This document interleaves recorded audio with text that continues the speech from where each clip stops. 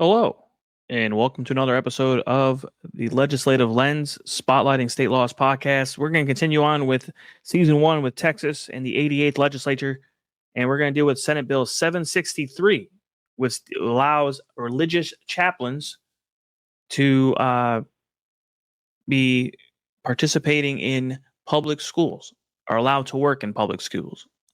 Um, the Senate Bill 763 was passed with a vote of 84 to 60 in the Texas House, and it passed in the Texas Senate a day earlier than that.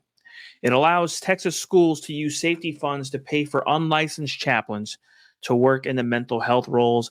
Also allows volunteer chaplains who will also be allowed in schools. A couple things on this law. It's really going to be a short episode on this because it's pretty straightforward. Uh,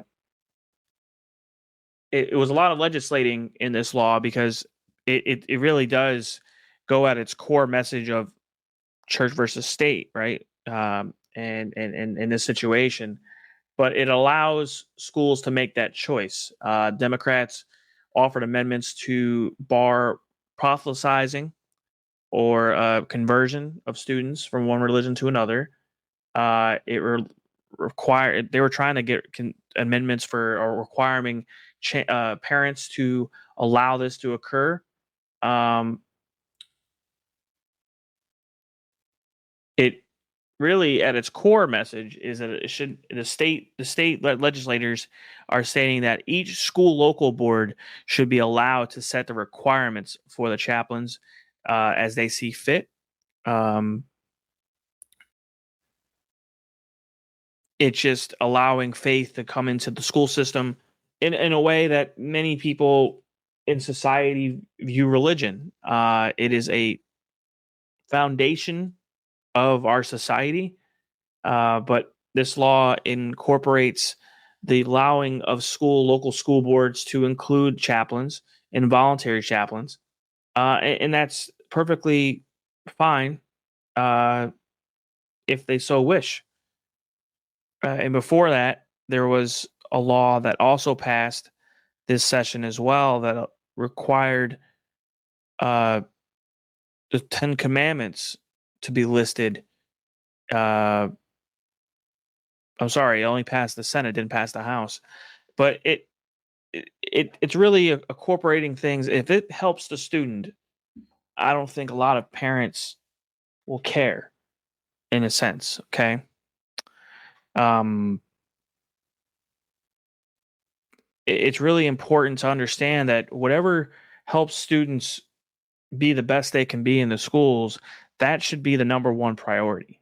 It shouldn't be really how or why or to or from. It is at the core message of a school is to provide a student with the best opportunity to do the best they can in their studies. That is at the core.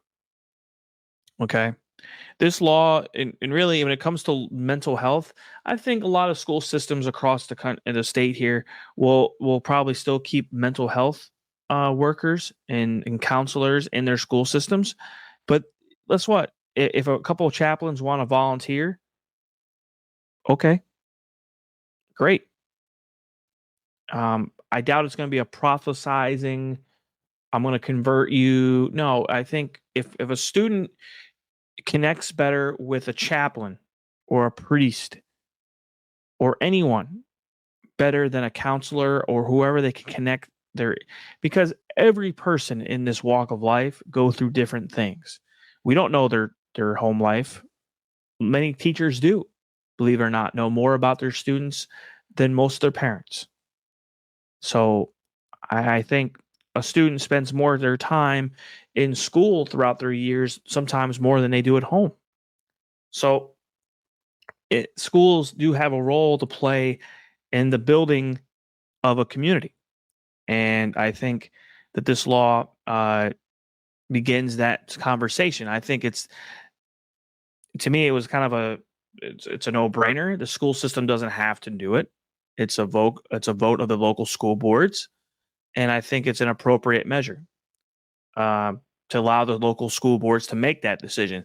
This state that says, hey, you can do that. So that being said, it's a quick one, quick episode, quick acknowledgement of the law, quick learning of the law.